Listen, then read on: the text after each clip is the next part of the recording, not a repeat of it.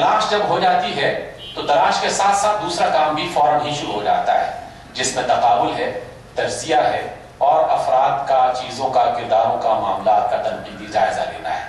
عقائد و نظریات جہاں بھی قرآن مجید کا مطالعہ کریں گے اور رسول اللہ صلی اللہ علیہ وسلم کی احادیث، خاص طور پر اس موقع پر جب آپ نے یہود و نصارہ کے ساتھ گفتگو کی اور ان کے ساتھ باقاعدہ ڈیبیٹ کی، تو اس میں ایک الہ کے مقابلے میں زیادہ الہ کا تصور، اور پھر اس میں باقاعدہ ایک تقابلی جائزہ اور لوگوں کو سوچنے پر آمادہ کرنا، سچ اور جھوٹ میں تقابل، عدل اور ظلم میں تقابل، صلہ رحمی اور قطع رحمی میں تقابل، اچھے اوصاف اور برے اوصاف میں تقابل، اچھی خوبصورت زندگی اور لباس اور بدن کی طہارت اور لباس اور بدن کی گندگی، ان میں تقابل، ایک کام بڑے منظم انداز میں کیا جا رہا ہے، ایک کام بڑے غیر منظم انداز میں کیا جا رہا ہے، ان کا تقابل، یہ سب رسول اللہ صلی اللہ علیہ وسلم کی احادیث میں ہمیں ملتے ہیں معاملات، اور باقاعدہ اس میں اللہ کے رسول صلی اللہ علیہ وسلم نے لوگوں کی تعریف فرمائی۔ اور اس میں تقابل اور تجزیہ اور تنقیدی جائزے میں یہ بھی ہوا کہ بعض اوقات ایک کام کا فیصلہ کر دیا اور تعلیم دے دی، لیکن نتیجہ اس طرح کا نہیں نکلا جس طرح کا ہونا چاہیے، تو رسول اللہ صلی اللہ علیہ وسلم نے باقاعدہ جو ماہرین تھی ان کی رائے کو قبول کیا اور اپنی رائے سے واپسی اختیار کر لی۔ کھجوروں کا باغ جو ہے برابری کا ایک معمول، ایک معروف طریقہ تھا مدینہ منورہ میں۔ رسول اللہ صلی اللہ علیہ وسلم سے تجویز پوچھی گئی، آپ علیہ السلام نے فرمایا کہ اس کی کوئی ضرورت نہیں ہے کہ نر درخت اور مادہ درخت ان کے بور آپس میں اور ان کے جو پھول آنے والے ہیں ان کو ایک دوسرے پر جھاڑا جائے، اس کی ضرورت نہیں ہے۔ لیکن جب نتیجہ وہ برآمد نہ ہوا تو اللہ کے رسول صلی اللہ علیہ وسلم نے اپنی رائے کو چھوڑ دیا۔ اس لیے باقاعدہ اس میں بھی معاملات کو دیکھنا، تجزیہ کرنا اور تنقیدی جائزہ لیتے ہوئے پھر جو بہتر ہے اس کو اختیار کر لینا، باقاعدہ اسی کی طرف رسول اللہ صلی اللہ علیہ وسلم تعلیم دیتے ہیں۔ بہتر کے انتخاب میں تجاویز دی جاتی ہیں، افراد سے ملاقاتیں کی جاتی ہیں، ان سے مشورے لیے جاتے ہیں، اور ان مشوروں میں جو بہتر سمجھا جائے اس کو اختیار کیا جانا چاہیے۔ علم کے میدان میں بھی یہی کام ہوتا ہے، اس کے سوا اور کچھ نہیں ہوتا۔ نماز کے لیے کیسے بلایا جائے، 3-4 تجاویز آئی تھی، لیکن وہ تجویز پسند کی گئی کہ جو جناب عمر رضی اللہ تعالیٰ عنہ نے اور پھر اس کے بعد ایک اور 2 صحابہ نے بھی اسی طرف اشارہ فرمایا۔ طبل بجانے کو منع کر دیا گیا، بگل بجانے کو منع کر دیا گیا، سب کے مقابلے میں اذان دینا اس کو پسند کیا گیا۔ رسول اللہ صلی اللہ علیہ وسلم نے اس کا انتخاب کیا۔ میدان جنگ کی منصوبہ بندی کہاں کی جائے، کیسے کی جائے،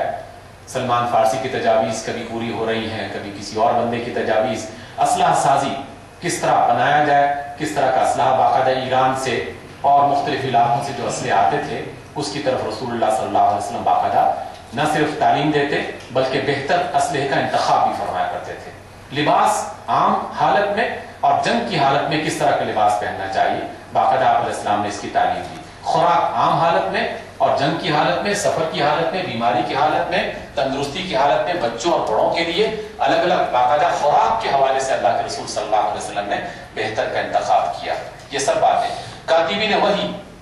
اور محدثین اور مبلغین کا انتخاب بھی باقاعدہ کیا گیا۔ یہ کس وجہ سے کیا گیا؟ یہ کاتبین وحی اور محدثین اور مبلغین، اس کا تو تعلق بطور خاص ان محققین اور علم کے راستے میں چلنے والوں کے لیے ہے۔ آپ علیہ السلام کا بڑا معروف حکم تھا، شاید آگے آتا ہے، جس میں آپ علیہ السلام نے حدیث لکھنے سے منع فرما دیا، لیکن کچھ دنوں کے بعد آپ نے عبداللہ ابن عمرو ابن عاص اور عبداللہ ابن عباس کو لکھنے کی اجازت مرمت فرما دی۔ کاتبین وحی میں ہر بندے کو کتابت قرآن کی اجازت نہیں دی، بلکہ جس پر اعتبار تھا، جس پر پورا یقین تھا، اسے باقاعدہ اس میں شامل کیا گیا۔ بیت المال مال جمع ہو گیا، باقاعدہ آپ علیہ السلام نے لوگوں سے کہا کہ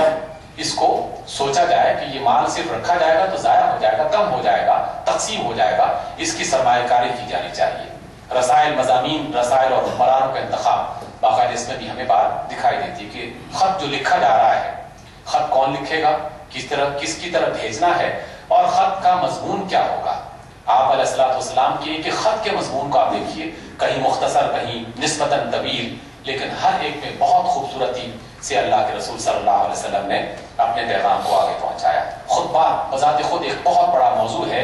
حکمت تعلیم اور حکمت تحقیق کو سیکھنے کے لیے کہ بات کیسے کی جائے اور کن افراد سے جب کرنی ہو تو اس کا کیسے اہتمام ہونا چاہیے۔ علم کو پوری صحت اور ایمانداری کے ساتھ سیکھنا اور آگے منتقل کرنا، یہ رسول اللہ صلی اللہ علیہ وسلم کی تعلیم ہے۔ آپ علیہ السلام فرماتے ہیں، جناب عبداللہ ابن مسعود اس کو روایت کرتے ہیں کہ نظر اللہ امرأ سمع مقالتی فحفظها فوعاها ورواها كما سمعها، اللہ اس بندے کو خوش و خرم رکھے جس نے میری بات کو سنا، خوب محفوظ رکھا، پھر دوسروں تک ویسے ہی پہنچا دیا جیسے کہ سنا تھا۔ دیکھیے روایت حدیث میں آپ علیہ السلام نے بہت تنبیہ فرمائی، بالکل منع کر دیا ابتدا میں کہ کوئی نہ لکھے، اور پھر کچھ کو اجازت دے دی، لیکن جب اجازت دی تو باقاعدہ یہ جملہ آپ علیہ السلام نے تمام اصحاب رسول کو بتا دیا، اور اصحاب رسول منتقل آگے کرتے رہے، اور فرمایا کہ جس نے جانتے بوجھتے مجھ پر جھوٹ باندھا وہ اپنا ٹھکانہ جہنم بنا لے، کہ اللہ کے رسول کی طرف سے کوئی بھی ایک بات لوگوں تک بغیر تحقیق اور تصدیق کے منتقل نہیں ہونی چاہیے۔ یہی وجہ تھی کہ جناب عمر بن خطاب کے سامنے اگر کوئی شخص کہتا کہ میں نے اللہ کے رسول کو یہ کرتے یا کہتے سنا ہے، تو فوراً اس کو پکڑ لیتے اور کہتے جب تک اس کی گواہی دوسرا بندہ نہیں دے گا تمہیں میں چھوڑوں گا نہیں، اور باقاعدہ پھر گواہی دینے والا کوئی نہ کوئی بندہ مل جاتا اور اس بندے کی جان بچ جاتی، لیکن اللہ کے رسول صلی اللہ علیہ وسلم کا فرمان پوری تصدیق کے ساتھ آگے پہنچ جاتا۔ آپ علیہ السلام کو یہ فرمان کتنا اچھا ہے کہ کفا بالمرء کذبا ان یحدث ما سمع، کہ کسی آدمی کے جھوٹا ہونے کے لیے اتنا کافی ہے کہ وہ جو کچھ سنے اسے آگے بیان کر دے، یعنی جو کچھ پڑھے اسے آگے بیان کر دے کہ فلاں نے کہا تھا، فلاں نے لکھا تھا، فلاں نے سوچا تھا، اور اس کو آگے بیان کر دے۔ اور بدقسمتی سے ہمارے ہاں اب بھی بے شمار کتابیں ایسی ہیں جو محض ان سنی سنائی باتوں پر آگے بڑھ رہی ہیں، اور بے شمار روایات ایسی بھی ہیں کہ جن کے ضعیف ہونے پر اتفاق ہے، لیکن پھر بھی بڑی ڈھٹائی کے ساتھ انہیں بیان کرنے کا عمل جاری ہے، لیکن اس کی تصدیق کرنا باقاعدہ حکم دیا گیا۔ گمان نہیں، یقینی علم، جب تک یقینی علم نہ آ جائے اس وقت تک اسے ضبط تحریر میں نہ لایا جائے، اور اس وقت تک اسے بیان نہ کیا جائے۔ اللہ رب العزت نے بھی یہی بات سورۃ الانعام میں ارشاد فرمائی ہے، قل هل عندكم من علم فتخرجوه لنا ان تتبعون الا الظن، یعنی یہ تو ان کفار کا اور بے علم لوگوں کا طرز عمل ہے کہ وہ وہم و گمان پر بھروسہ کرتے ہوئے اپنی بات آگے بڑھاتے ہیں۔ وَإِنْ أَنْتُمْ إِلَّا تَخْرُصُونَ، اور تم تو محض باتیں بناتے ہو، اٹکل بچوں سے کام لیتے ہو۔ قُلْ فَلِلَّهِ الْحُجَّةُ الْبَالِغَةُ، حجت بالغہ، مضبوط قوی دلیل وہ صرف اللہ رب العزت کی طرف سے آتی ہے، یعنی جس کی تصدیق اور تحقیق کرنا تمہارے لیے بہت لازمی ہے، اور اس کو بعد تحقیق کے پھر آگے پہنچایا جائے۔ یہی وجہ کہ احادیث کو جس انداز میں جانچا گیا، اس کی جانچ پڑتال کی گئی، ناقدانہ جائزے لیے گئے، اس کی روایت کو دیکھا گیا، اس کے متن کو دیکھا گیا، اس کے معانی کو دیکھا گیا، اور اس کے مطابق درجہ بندی کی گئی، اور اس کے مطابق پھر مسائل کو اس میں سے نکالا گیا۔ اس حدیث کو لغت کے اعتبار سے، موقع محل کے مناسبت سے اور حکمت کی بنیاد پر دیکھا گیا، اور پھر لوگوں کے سامنے اسے پیش کیا گیا۔ اور جب کسی شخص کو کسی بات کی حقیقت کا پتہ چل جائے تو اسے پھر بیان کرنا اس پر لازمی ہے۔ ہمارے ہاں یہ بھی بے شمار غلطیاں ہوئیں، اور ابھی تک یہ غلطیاں جاری ہیں۔ احادیث مل گئی، رسول اللہ صلی اللہ علیہ وسلم کے کردار میں کچھ صورتیں مل گئیں، یا کسی بڑے فقیہ کا کوئی فتویٰ مل گیا، لیکن میری مرضی کا نہیں تھا، میری منشا کا نہیں تھا، میری جماعت اس کے خلاف تھی،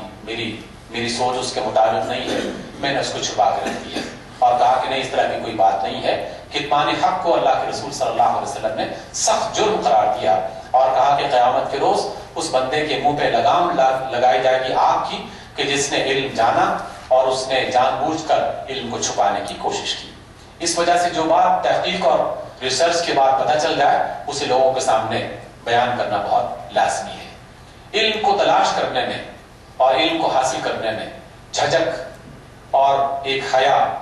ایک کیفیت ہوتی ہے انسان میں، اور ہر چھوٹے بڑے میں ہوتی ہے، جو ہمیشہ بہت بڑی رکاوٹ بنی ہے۔ رسول اللہ صلی اللہ علیہ وسلم نے بہت خوبصورت بات ارشاد فرمائی، کیونکہ حیا اور جھجک میں خواتین نسبتاً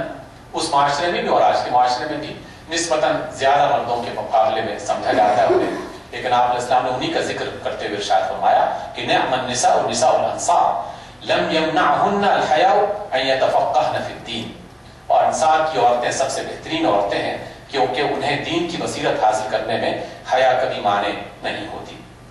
اور وہ بآسانی بات سمجھ بھی لیتے ہیں۔